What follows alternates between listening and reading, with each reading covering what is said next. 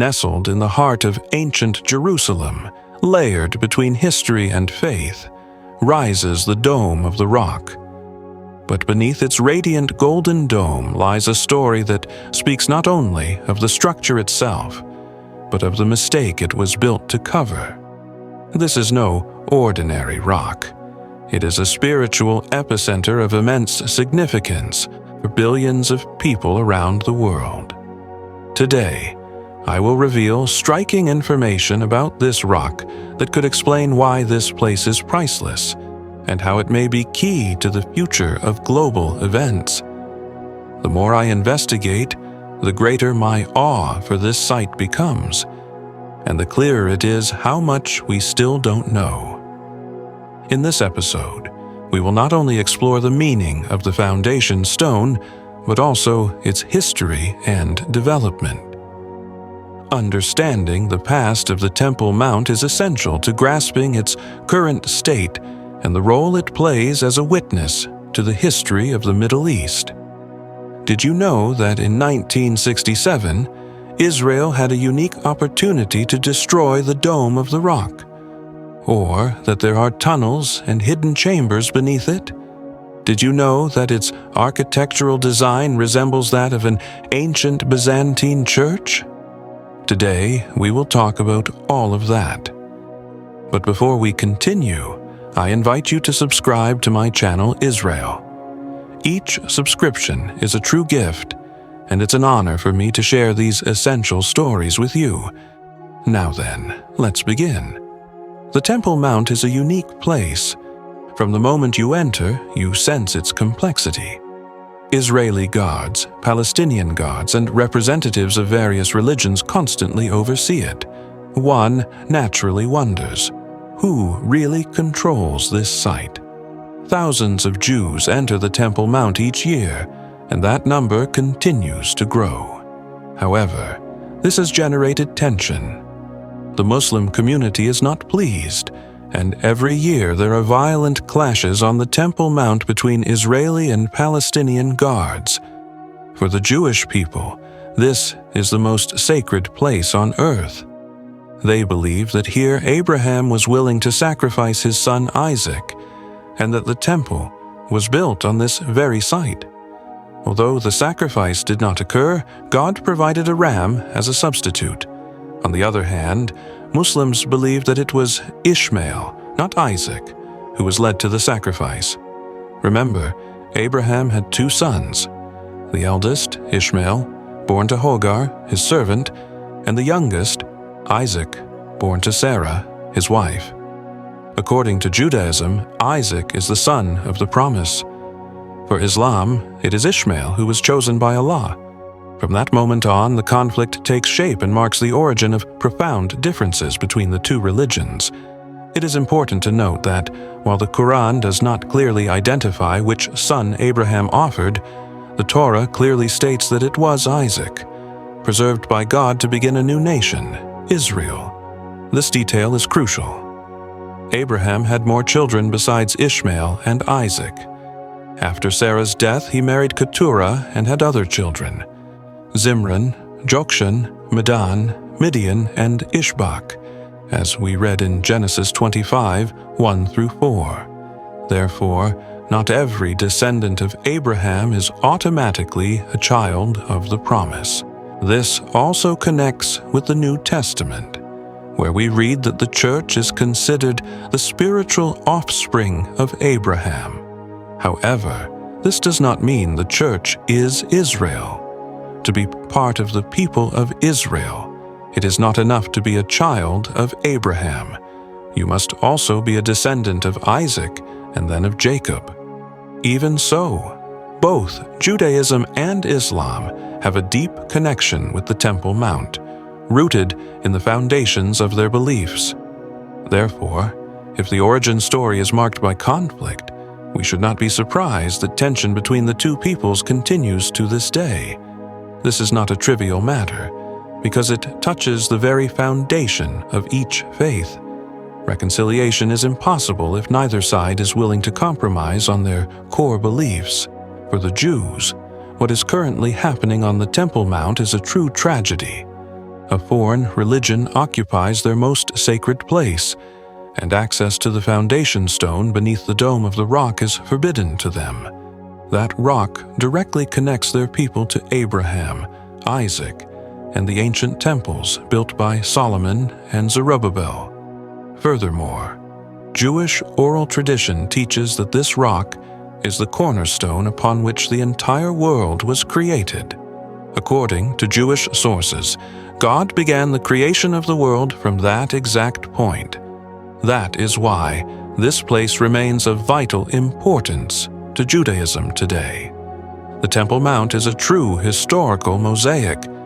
The stone beneath the dome of the rock is the closest we have to the mountain's original form. Upon entering the dome, one can observe the most primitive state of the sacred hill. However, if you are not Muslim or do not have a special permit, you are not allowed to access the site.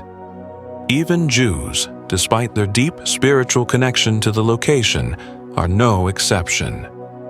Many people, including followers of my channel, often ask, why don't they destroy the dome of the rock? The answer is complex. First of all, it is not easy to eliminate a monument that holds deep religious value for over 1.8 billion Muslims, roughly 24% of the world's population. Additionally, the Dome of the Rock is registered as a UNESCO World Heritage Site. Therefore, beyond the reaction from the Islamic world, Israel would likely be condemned by much of the international community. Some might argue that this would align with the prophecies predicting that Israel will face global opposition. However, the Israeli government is not willing to assume that God will intervene to protect them from the judgment of the entire world. In fact, Israel is committed to protecting the Dome of the Rock from any destruction attempt, even by extremists, knowing that if anything were to happen to the site, the blame would fall on them. And if you think a conflict of this magnitude is impossible, all you need to do is go back a few decades to the Six-Day War in 1967. This brief yet crucial conflict saw Israel face a coalition of Arab nations, mainly Egypt, Jordan, and Syria. The war redrew the geopolitical map of the Middle East. Israel took the Gaza Strip and the Sinai Peninsula from Egypt, the West Bank and East Jerusalem from Jordan, and the Golan Heights from Syria. It was a decisive victory, and for the first time in nearly 2 millennia, the Jewish people regained access to East Jerusalem, including the Western Wall and the Temple Mount. For Israeli soldiers, it was a deeply emotional moment. They could finally pray at the site where their ancestors had worshipped God in the ancient temples. Everything began at 2 o'clock in the morning on June 6th. Paratroopers under the command of Colonel Motagur crossed no man's land.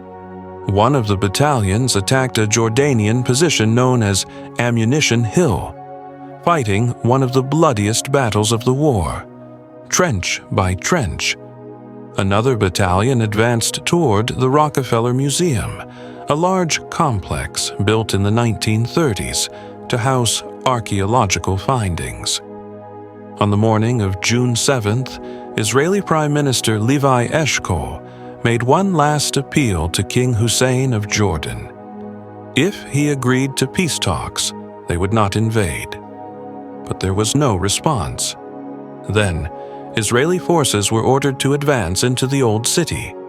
Even at that point, the paratroopers had no idea what awaited them in the narrow alleyways. Motagur led the assault, breaking down a large bronze door on the Via Dolorosa. They then turned toward the Temple Mount, rushed up the steps, and emerged into a wide plaza. In front of them stood the golden dome of the rock and the silver dome of the Al-Aqsa Mosque. Gur reported over the radio to headquarters. The Temple Mount is in our hands. It was not just a military report. It was a historical declaration.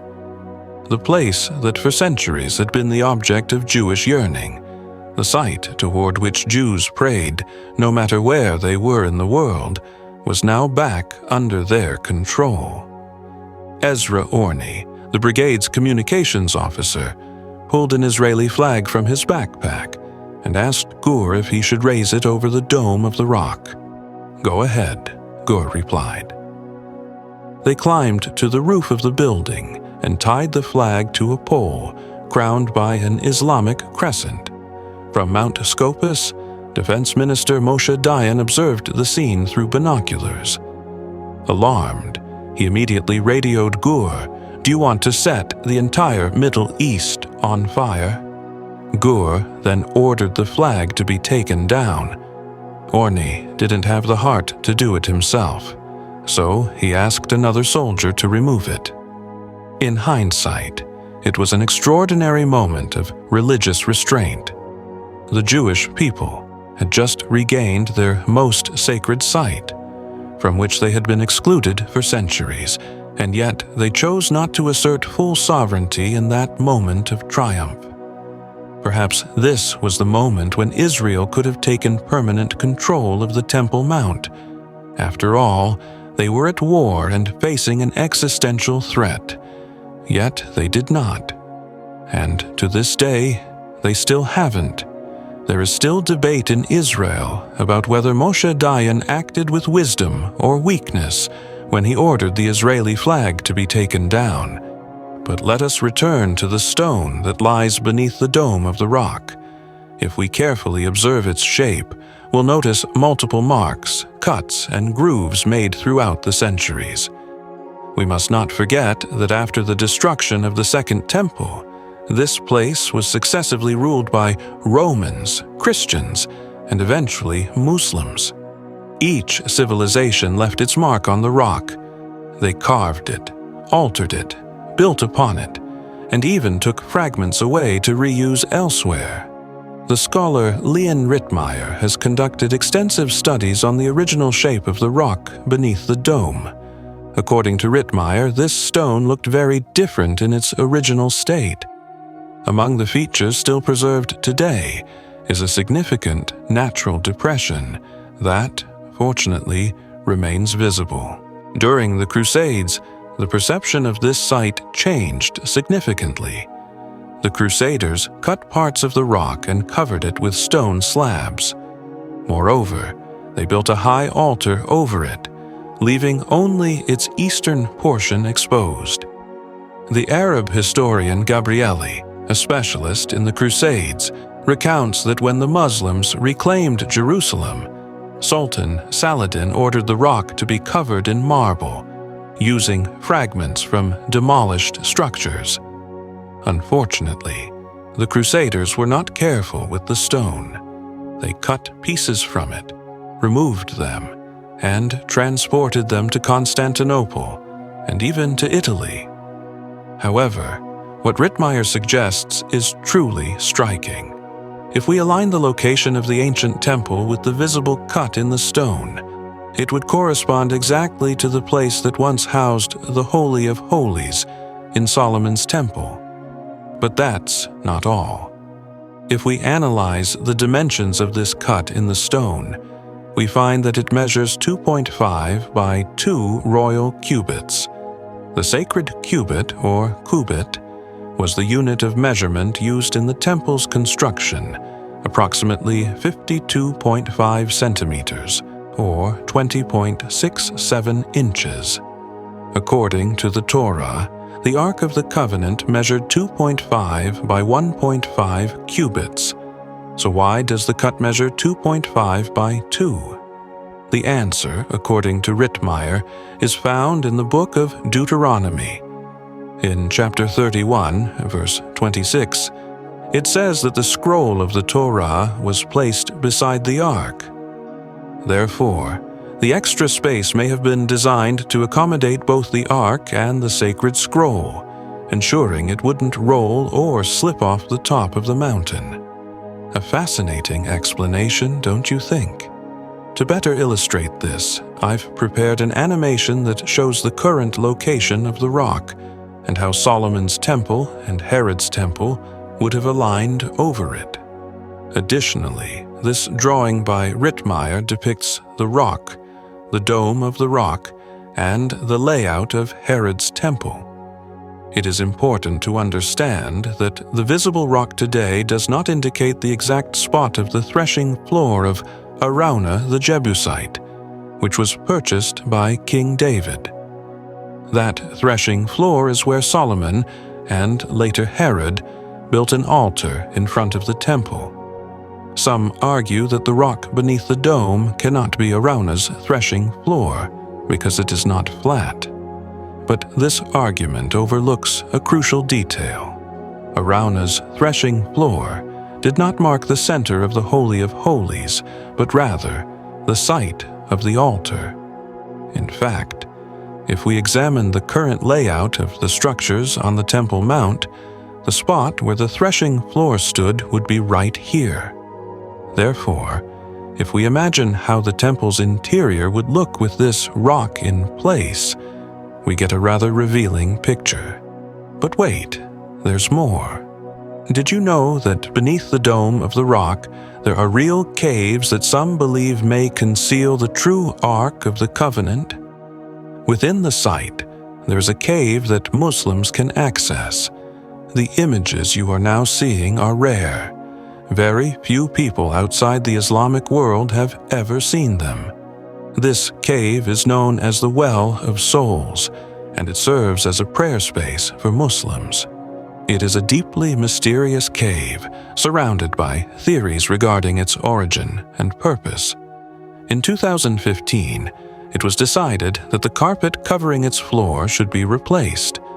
During that process, rare images of the interior were captured. Beneath the carpet, a beautifully decorated floor was revealed, carefully crafted and known to very few. However, very little is still known about the creation of those mysterious floors, especially during the time of the Crusades. In ancient times, this cave was known as the Holy of Holies, and some revered it as the place where the archangels announced the birth of John the Baptist. Nevertheless, as mentioned earlier, it is more likely that the Ark of the Covenant was located above the rock, and not beneath it. The explorer and Arabist Sir Richard Francis Burton suggested that this cave was excavated for the purpose of collecting the blood that was sprinkled on the Ark of the Covenant during rituals. According to his hypothesis, that blood was then channeled into the Valley of Hinnom. But that is not all. Another researcher, Amrit Parati, claimed that there is yet another deeper cave beneath what is known as the Cave of the Souls.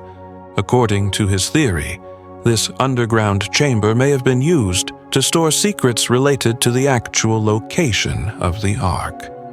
Interestingly, Burton himself also wrote that at the center of the Cave of the Souls, there is a sealed opening that likely leads to another hidden chamber. Parati even made a detailed drawing showing multiple underground chambers, tunnels, and sealed entrances beneath the Temple Mount, many of which have yet to be explored. He stated that he personally accessed this deeper cave through a secret tunnel. Jewish tradition also contributes some astonishing elements. It is said that King Solomon, inspired by divine revelation, knew that the first temple would one day be destroyed. Therefore, the wisest man in history ordered the construction of a vast system of passageways, labyrinths, and hidden chambers beneath the Temple Mount complex. Within that system, a special place was prepared to hide the temple's sacred vessels in case of imminent threat. Midrashic tradition teaches that King Josiah of Judah, who lived about 40 years before the destruction of the first temple, ordered the Levites to hide the Ark of the Covenant, along with the original menorah and other sacred objects, in that secret location prepared centuries earlier by Solomon. Today, The Temple Institute claims to possess reliable records regarding the precise location of the Ark. According to them, the relic remains hidden and intact, awaiting the prophetic moment of its revelation. They even assert that certain individuals today know exactly where the secret chamber is. In fact, the Temple Institute recounts that years ago, there was an attempt to excavate in the direction of that chamber. However, this effort triggered a major international uproar and an immediate response from the Islamic leadership. Why? According to the Institute, the Muslim custodians of the Temple Mount understand the devastating impact the Ark's discovery would have. It would undeniably prove that a holy temple once stood there, thereby reaffirming the Jewish people's historical and spiritual claim to the site. Let us remember that the official Islamic position, represented by the authorities who currently control the Temple Mount, is that there was never a Jewish temple on that site, and therefore Israel has no rightful claim to it. So, if this story is true, the Ark of the Covenant might still be there, hidden in a secret chamber beneath the Temple Mount, concealed from the eyes of the world. It's difficult to even imagine what its discovery would mean. In biblical times, it was said that anyone who approached the Ark while impure would die instantly. What would happen if someone were to touch it today, or bring it to light? And with that unsettling reflection, I believe this is a good moment to end this episode. I sincerely hope it was interesting for you. I'd love to know what you think about this entire revelation. Do you believe the Ark is truly there, waiting for the appointed time? Before I go, I want to express my deepest gratitude to all those who are supporting this channel on YouTube. It is a privilege for me to share with you the stories and mysteries of Israel, and your support means the world to me. I never imagined that God would bless this project in such a way. Have an excellent day. Thank you so much for your time, and I hope to see you very soon in the next video.